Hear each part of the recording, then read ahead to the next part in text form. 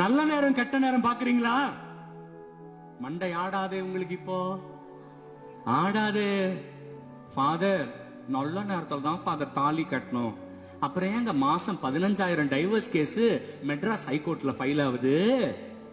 எத்தனை case? 15,000 divorce case. எல்லாமே நல்ல நேரத்துல கட்டினது தானங்க.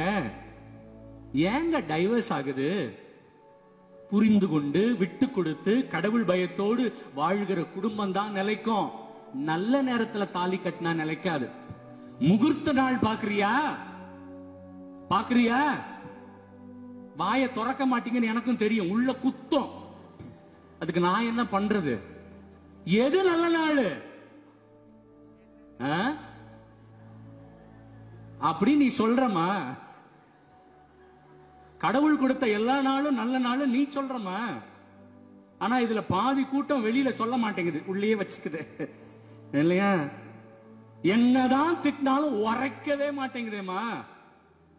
இணை சட்டம் 18வது அதிகாரம் 10வது வசனத்திலிருந்து, நாள் பார்க்கிறவன், நேரம் பார்க்கிறவன், ஜோசியத்தை நம்புகிறவன், இவர்கள் எல்லாரும் கடவுளுக்கு அருவருப்பானவர்கள்.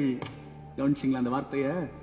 கடவுளுக்கு கல்யாணம் தப்பா நல்ல நேரத்துல கட்டின அந்த கல்யாணம் கடவுளுக்கு அருவருப்பு.